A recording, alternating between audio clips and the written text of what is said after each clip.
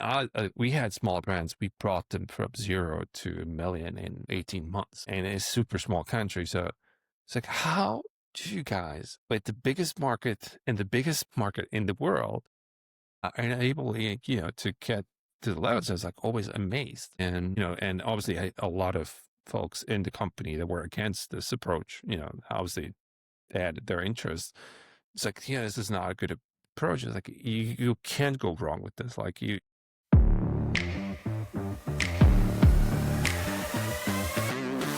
Welcome to the Growth Mavericks podcast, where we know that entrepreneurship isn't just about strategy. It's about stamina.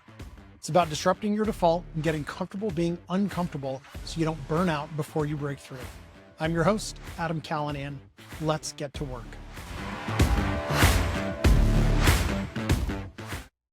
Our conversation today is with Dario Markovic. He is the CEO of ericjavits.com, which is a 35-plus-year-old hat brand that he did not start, but he did come into it at a really important time, and that was in early COVID, 2020, when the business was entirely dependent on wholesale and retail revenue. They literally had no e-commerce business, and they were on the verge of being upside down because of the fact that all of retail had effectively shut down. So their entire revenue model basically came to a complete halt. He popped up a Shopify store and saved the company by turning what was millions of dollars in wholesale into an online business. I mean, quite literally generated millions of dollars of revenue on this brand in a really short period of time, like a couple of months. And that saved the company. He eventually became CEO of the business and a partner in the company. And now 5 years later, that business does over $20 million in just e-commerce sales, which is an insane expansion over the course of 5 years, a lot of which was obviously during COVID. So Dario has a really significant and defined growth strategy that includes boatloads of optimization and focus. He is really obsessed with the details and the testing and focusing on the 20% that drives the 80% to really move the needle, which includes all sorts of things outside of e-commerce, like retail expansions and stores into South Korea and Japan and Europe and even in the US. So it's a really interesting conversation with someone that has taken something from, on the verge of disaster into a really incredible success story online. So really enjoy this conversation with Dario, and I hope you do too. How did you find your way to e-commerce? And you can go back as far as you want to go back. Sure. Well, obviously, back in school, back in pre-university or prior to university, my kind of a teacher is always like, hey, you should do marketing. It seems like you like it. It's something that, you excel in, and perhaps you should look into, giving classes. You should come, I think it was university teacher teaching like pre-university classes back in Europe. And I was like, yeah, cool. I like it. Um, it's kind of a weird thing. I ended up going the financial way, like, into finance back in Switzerland.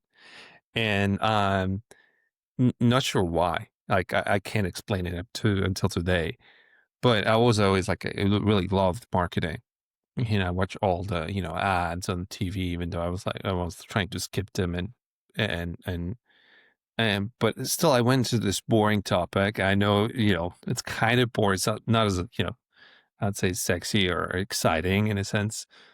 So after I finished, I kind of worked in that area, and I was always kind of, kind of drawn into digital marketing then, it started to, obviously with Facebook and all of the channels started to be a big thing. Google early, and we're talking about 2010, 2012.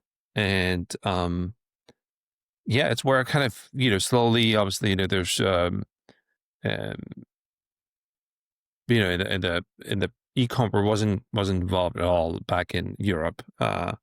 It's not even compared now as developed as in the US. But I was always kind of looking over the ocean. We say that in Europe, in what's going on in the digital marketing space. And that kind of lead me through digital marketing. It led me kind of through e-commerce. And I was obviously doing certain drop shipping, kind of everyone really starts off where you don't have ideas, you don't know what to do. And then I kind of met my current wife. I on a trip, and as kind of going for a few months to South Africa, and I met her, and decided to move on to South America. And there's where we kind of started, hey, there's, you know, we started many things, but one of those was kind of e-commerce, and generally focused on our own brands. We had a kind of fashion academy, which is not directly e-commerce, but we sold digital services online. It was like having a Shopify store, promoting those and getting those folks to sign up, and then having, classes. And that's kind of where we started. And then we had even more, started into, offering, or doing other e-commerce stores into jewelry, into other fields. And that's where I kind of started, into e-commerce. And obviously my kind of strength and my kind of, what I was drawn in wasn't obviously coding or designing. It was more, Facebook, Google, and yeah, I know it's a long step, perhaps like, spend a few minutes too much explaining the No, background, that's but that's great. really how I came in. It's, yeah. So you so you met someone. Was that fateful meeting, you said, in South Africa or South America? Yeah, no, so I met my wife in South Africa. South Africa. Got it. Yeah. Obviously she was a lawyer. Like she was like doing law, and I was like doing finance. It's like nothing to do with Perfect. e-commerce, right? Yeah, of course. I was strong in it, to started to do like back in Switzerland. I was already doing some hustling. We would say, like trying things on my own, but it, that's where I kind of moved to South America, and that's where we kind of, hey, we have to do something. Let's do something. There's a lot of opportunities, obviously, over there as well, and that's how we kind of kicked off, and in the world, Very and cool. it's obviously prior to us testing Magentos, like all these kind of stores back then, they weren't far as away as now, in my opinion. Like Shopify is really, kind of gone far away. It's like tried so many different platforms, Press or Shop, and there's like back then there was so many platforms. So yeah, it's kind of where I started. Yeah, we launched Bottle Keeper in 2013 on WordPress with WooCommerce. That Oh was kind of yeah. like the before Shopify was really a thing yet. And I mean, it was a company, but it wasn't certainly what it was today. And when we migrated, it was a life altering experience. Oh yeah, I managed many stores, we run basically PR agency. That we kind of had a lot of people that had this good brand. It was like, hey, can you do also digital marketing instead of just PR? And that's why a lot of brands back then, again, 2015, 2016, they had WordPress, WooCommerce. And it was such a headache. And it was like, don't you want to do a Shopify? It's not as in the US, it's easy. Checkout. There's like, you don't have a checkout provider, or you have, but you have to go through so many hurdles. So, but yeah, if you look back, it's so much easier for someone to just, Oh, get started in it is. Shopify. They have no idea, and if you throw in AI and everything else, I mean, today, if you're starting, I mean, you 24 hours, you have an amazing store up and running, compared to like, Yeah, 2012 or 11. absolutely. Yeah, I mean, I think we did that migration in like 2016, and it was right about the time I realized that you had to actually be managing bandwidth when you were hosting your own like WordPress site. And we had some like huge upswing in sales and everything turned off. And I was like, oh, that's a thing I have to do. Okay, well, I got to find a better solution to that. But how do you look at? I mean, you mentioned having a background in finance. What kind of finance were you doing? Was it like capital markets or investment advisory, or what kind of And finance stuff were you pretty much into? kind of, starting straight from bookkeeping to controlling, Oh, cool. back into it. So it's just very, very dry, I'd say. Um, I would say my goal is always kind of, get into, finance markets, banks, but quickly I realized, it's not what I kind of liked back then. And then I was like, leaning, hey, I have to, want to go back into marketing. And then I was like, hey, doing like kind of focus and major in marketing wasn't like an option. It's like I hated school to its core. I was like always doing the minimum. Like, what is like, I have to do 5 steps, but 1 step, I'm fine. Yes, yeah, okay, just do the 1 step. So, so yeah, it's just like once I was done, I was like never going back. Like, there's nothing in the world that brings me back.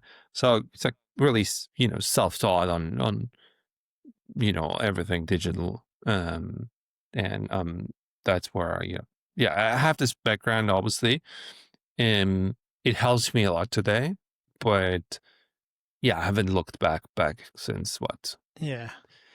many years ago, or 15 plus years. I haven't looked back into, doing, and Oh, of like course. obviously I get the sense, and I know the, metrics. Like, I know how to read very well, which is a great thing, right? The same as kind of my wife. She finished law, but she practiced it maybe for a year and a half, and she's like, I hate it. I don't know why I did, well, she did a master as well. She's like, she went even deeper as I did, and then she like realized, I hate this, but, Yeah. but yeah. It's a unique way to get to e-commerce. Most founders in e-commerce and operators in e-commerce don't have a finance background, which obviously I have a very particular interest in. How is that? And you mentioned that was help. I have to imagine that was a helpful thing. Oh yeah, How huge. do you apply, like, how do you think of that, having that finance background as you're looking at like e-com data, what, whether from the last companies or Eric Javits today? Um, I think you have to add to this that, I come from, at least I grew up in a country where, the thought about like finance are a little bit different than, and I think I would say Europe in general. It's very more cautious. It's which I think it's in a lot of cases it can be as an advantage, but it's in a lot of cases there's disadvantage because, like, being very, very conservative with finance, like, which takes risk away, and it obviously was very helpful, like going into, myself and my wife. We were usually very, structured, very healthy compared to competitors. But at the same time, you know, I mean, bottom line helped me a lot. It teaches you certain discipline about finance that I could see even today with, other brands or, business partners that, you think totally different, you know, um, um, than someone who doesn't have the finance background, right? Um, I think in the financial space, you think ahead. Obviously, you could just, I guess, would just have that, different way of thinking. So I think it definitely helped you in a lot of ways. It helps you a lot of ways. But I think in a way, and that's my opinion personally, I think just because that you know in Europe everything is like more, um, conservative and, slower, and like, you have to be careful, um, again, which can help you in certain, areas, but I mean, it can hinder you and not being as, as we say, in the United States, it's like, hey, let's just do it, and whatever happens, we go into debt, and here is like different. It's like, oh, we can't do this, we can't, it's like take it safer. Um, yeah, Yeah. that's kind of, I think I would say my experience, and say my advantages I had. Yeah. I mean, I think most people would probably agree the risk profiles of a business between, across the pond and in the US are entirely different. And that's a massively cultural thing as well. I Yeah. mean, we also have the downside of that here in the grind culture of working 28 million hours a week and that being a positive thing. Yes, well, it because is. every company is going to dent the universe or do the Steve Jobs. It's like, well, no, like 99.9% of them are not, and that's okay. I built one. I built a beer bottle company. We did $60 million in sales. I was not denting universes, but I also was not working 28 million Uh, hours a week. So Yeah, big cultural differences. yeah, totally. I do personally just I got into this culture, so I'm kind of going back now. Yeah, in Switzerland, I'm just like I can't accept it. Kind of, hey, was I like this? What was I? Just maybe I'm still kind of young. Um, I'm not saying you can mix both. There's ways, Sure. but I do think there's certain if you have that energy around you and you have that, it does help you to move faster forward. Yeah, I do absolutely. think so. I do believe that in general, but yeah. So if you went from Switzerland to South Africa to South America, how did you end up in the US? So that's a good question. I met Eric Javits, the company. I'm CEO and partner right now. And I met the partner in Chile. He's a Chilean, um, you know, by not by birth, by parents were Chilean. So he's kind of a celebrity in Chile. So he Okay. hired us. He hired us to pure TV shows, the event, and kind of to further expand his personal brand. And he liked our work, and we stayed in touch. And that's where I met Eric Javits personally as well. Back then, we stayed in touch as kind of you know like if I would meet you, as it were, it's like, hey, oh, nice meeting you. Next time you come down to Chile, let's have a beer.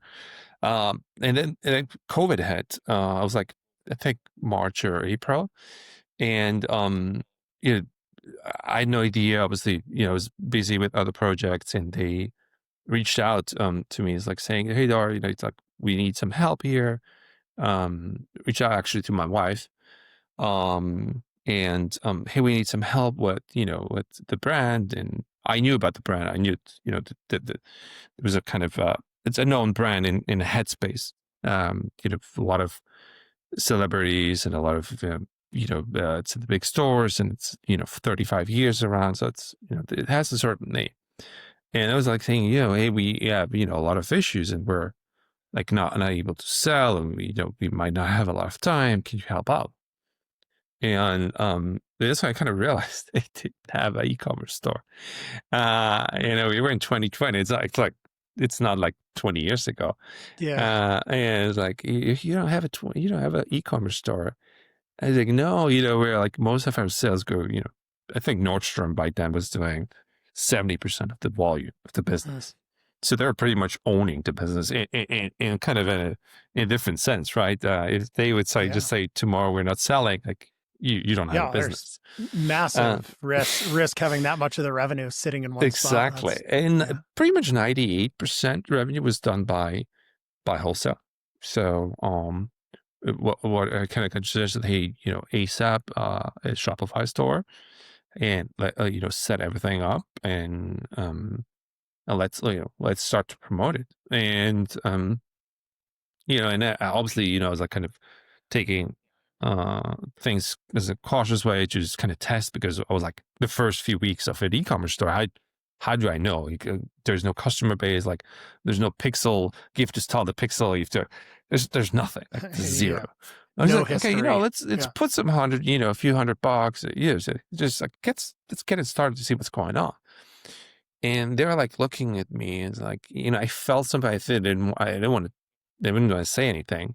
And we started testing. It was like great. I think we spent I don't remember what it was like, but not much. It was like it was 60K or 70K in sales for about 2 weeks, 2.5 weeks. And they're saying, that they think it was like end of April, beginning of May. Dario, I think, we can't do that long. I think a week or two, we're out of business. It's like we need to sell like millions to get it. Like, pretty much what happened is like all their volume was canceled by these big stores, Yeah. All the and they stores have closed. consignment models. So Yeah. the consignment means, they can ship the products back at any moment they want. And, if they haven't paid, and that's beginning of the season, so they haven't paid, so they won't, they wouldn't pay those. So, there's like, and you have all this upfront cost. So, inventory I think it's a beast. And, next time if I were, hopefully I try to do business that doesn't have inventory. So if you have all that inventory and you have certain plans, so you have to, finance that upfront. And I think they haven't done anything kind of to let people go. Everything was still there. And I was like, okay, I didn't know that. So we're doing it for a few weeks, certain initiatives. And actually we sold in about a month, a few million of dollars. It kind of turned things around. And since then we kind of, I say, Dario, you want to join the team? You want to help us? Obviously I was like, hey, I still have I have a great business or businesses going on down there. In Chile, it's a much smaller market. I get it, but it was a great thing. I was building for the past, I think, 6 years. I was there, and you know, there must be something. So they okay, you get this and that, and come here and help us. We can get that to much bigger numbers. And that's where I kind of joined, and since then we're kind of endlessly growing with all its challenges. But yeah, that's the story. How did you go from no e-commerce to a few $1 million in revenue in a month or two? And maybe maybe my timeline is wrong, but that's incredible. Yeah. Like, So what tactically what happened? I think obviously it helped that the brand had a brand Sure. history. Sure. Yeah, that's like I think they miss hugely not having an e-commerce store, obviously. Yeah. And like but I think just setting things up. Yeah,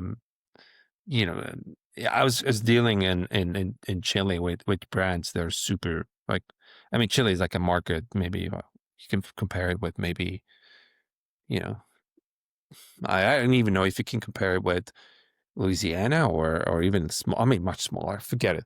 I mean, it's Yeah. like maybe a city, a Philadelphia, metropolitan area. That's like the whole country. I mean, the size of, like, economic activity. It's a 18 million dollar 18 million people, person country, but it's a super small, purchasing power. And we had small brands. We brought them from 0 to 1 million in 18 months, and it's super small country. So it's like, how do you guys, with the biggest market and the biggest special market in the world, are able, to get to the levels? I was like always amazed, and and obviously a lot of folks in the company that were against this approach. Obviously they had their interests. It's like, yeah, this is not a good approach. It's like you can't go wrong with this. Like you have this, and I think the U.S. I think now, I think even Mississippi, or I don't know which state is kind of the lowest GDP, is bigger as the biggest country in Europe. It's like you have this like amazing market, consumer market. Like you can't go wrong, right? And so we pretty much set up. We didn't do like a lot because we didn't have an email, right? We don't have like a Klaviyo list. It's like it's pretty much starting from zero. Meta and Google, and I think I did. I don't think I can talk about this now.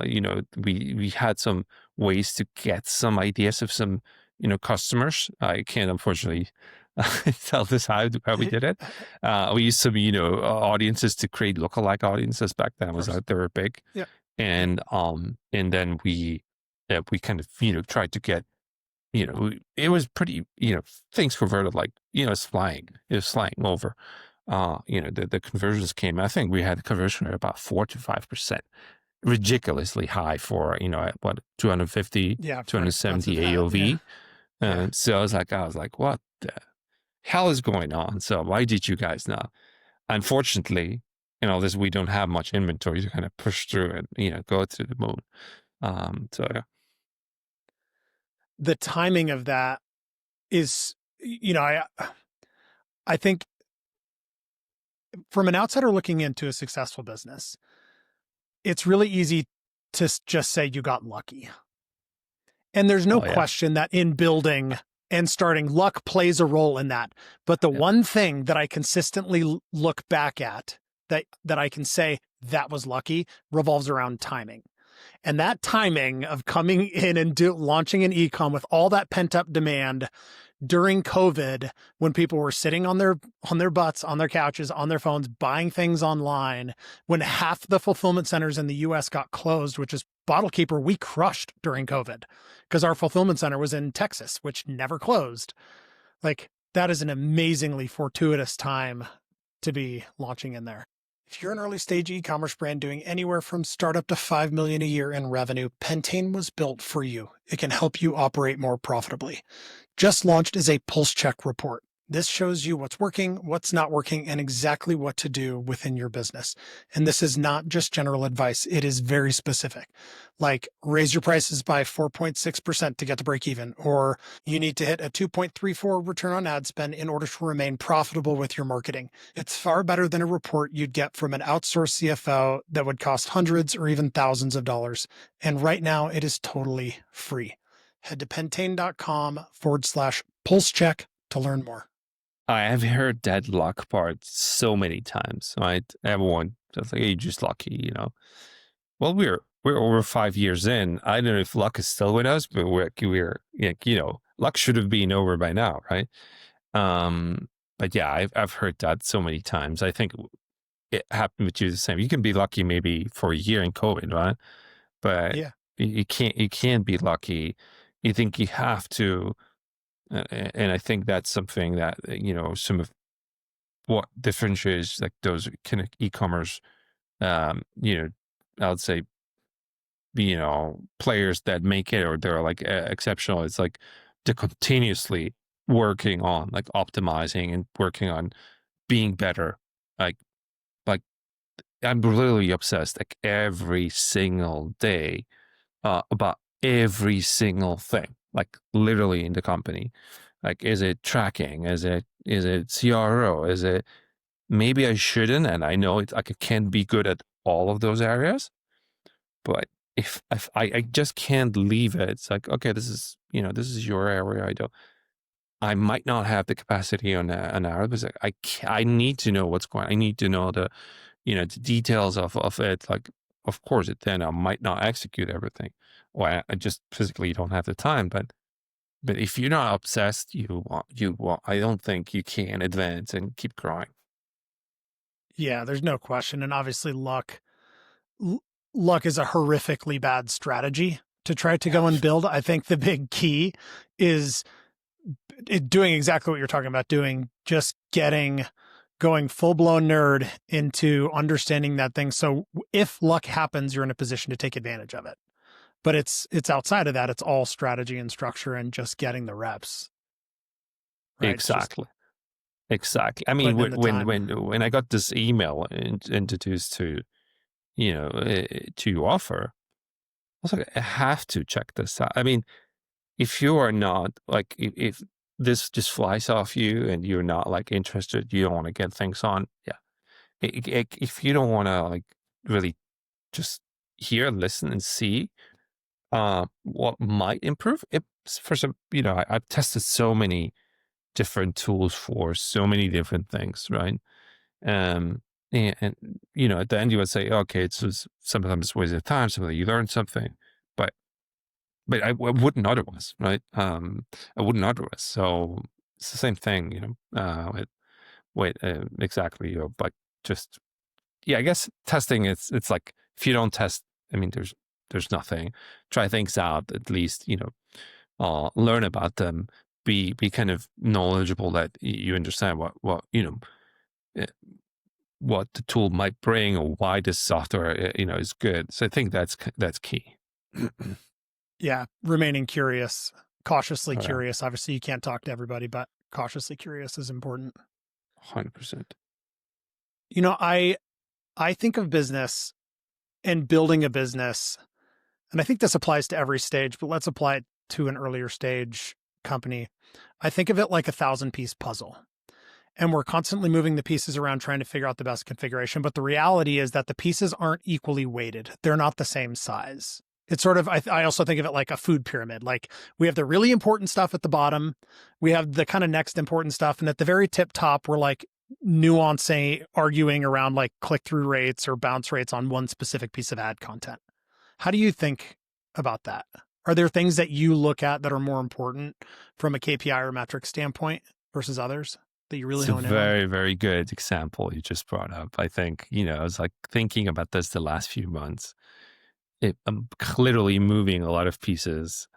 Uh, and there are actually just a few, I read the book 2080 so many times, but I'm like, I, I just, sometimes I guess I'm not applying it. You go always into, and I think a lot of people are suffering with the same thing. Like, I don't know if it's the shiny new thing or just like, hey, this could, or this, you're going crazy with like moving those pieces together and trying to get that, what you mentioned, perfect scenario.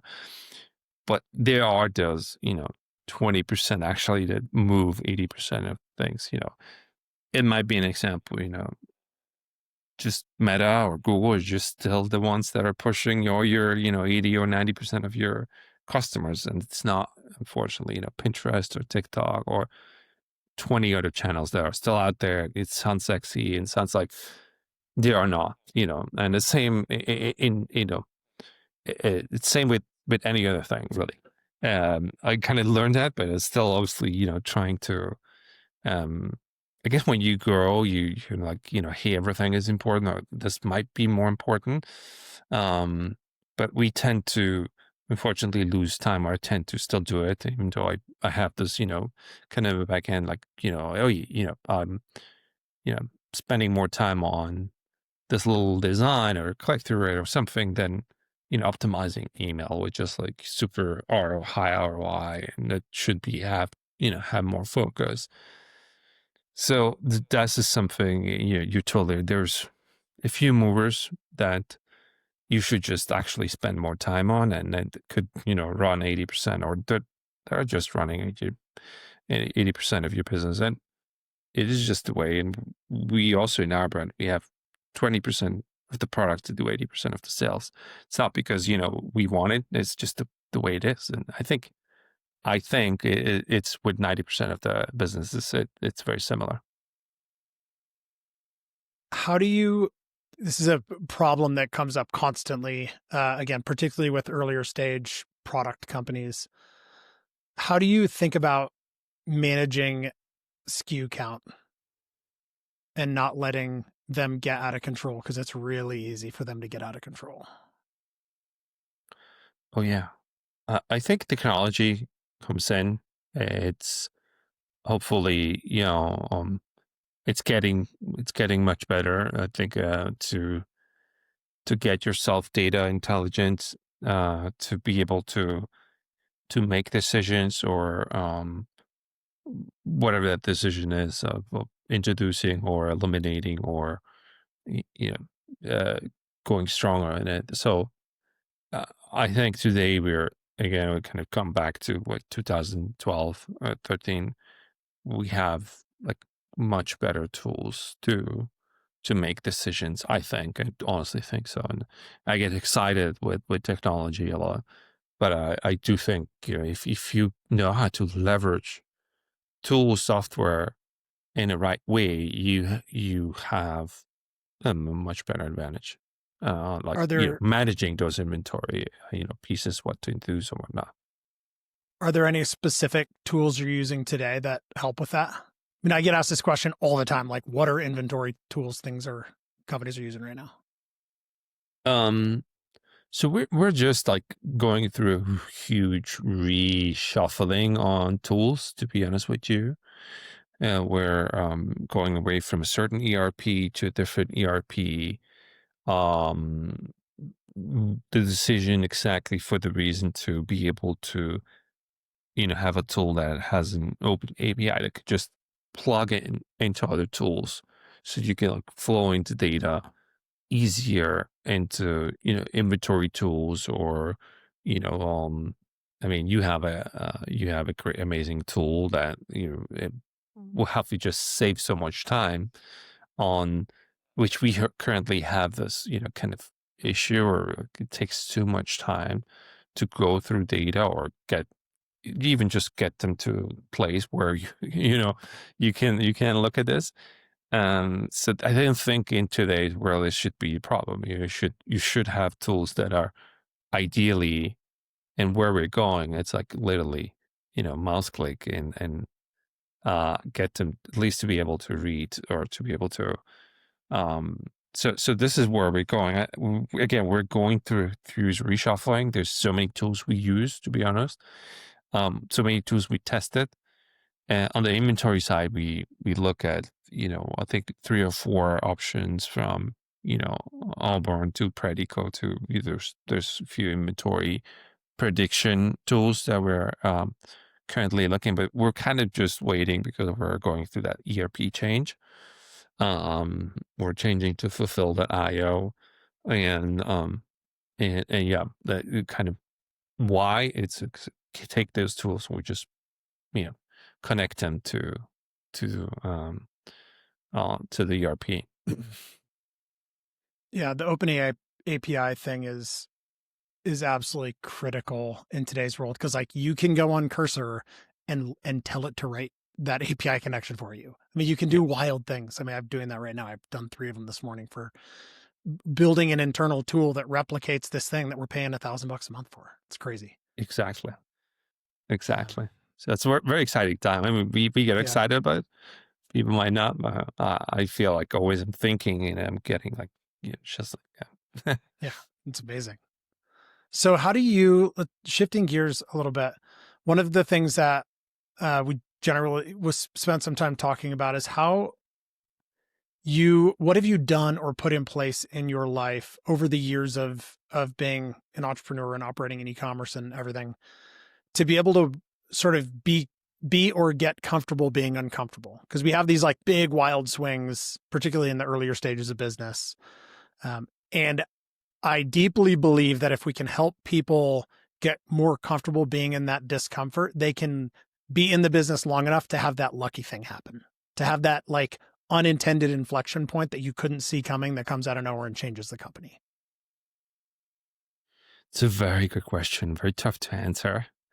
Many times I talk to my wife, and she obviously, she thinks I have an issue. She calls this an issue to punish myself. And I always thought, yeah, I wouldn't be married to you if I would, if I would. So joking with her, it's like, I'm looking always for like, like, like, I might be a little bit uncomfortable, and I'm looking for like, you know, where do I get myself into? I'm not saying trouble, but where do I get, just too busy that I can't handle it? Looking into 10 other things or working on 10 other things.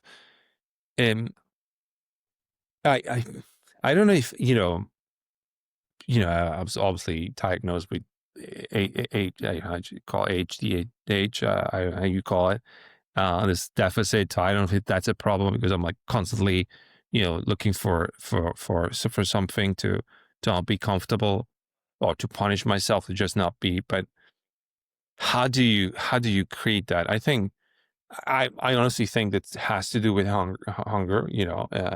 If you have a certain goal, if it's having a certain lifestyle or helping your parents or being independent on time and location or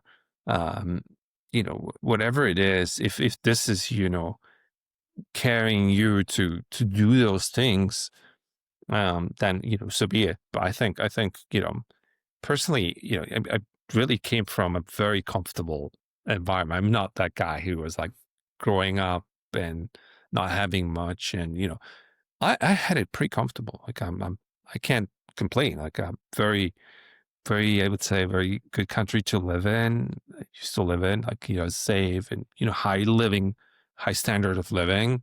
Like, can afford nice, to travel to nice place. So I think there's definitely something different, like perhaps, I don't know what I wanted. I guess I just wanted, you know, to do things that are different. But I think if someone is, I think has a certain goal, is just being recognized. Sometimes people like, hey, I want to be recognized being the best, you know, designer in shoes or whatever it is. I think that goal should drive you to be able to be uncomfortable. So if you are not like, if there's no, like, I think if you feel things are not, if you can't, I always said that if I feel I can control everything, I'm not doing it. I'm Hmm. not doing enough.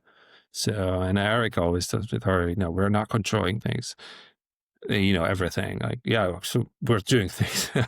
And once we control, we should be starting to worry. Like, hey, this is something, we're like not doing.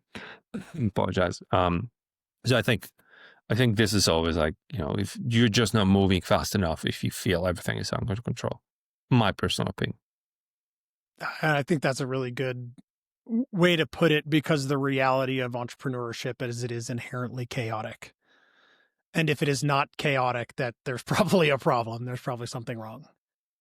I think so. I guess, kudos to those that can have use Instagram folks that can have an amazing lifestyle and just do nothing and money rolls in.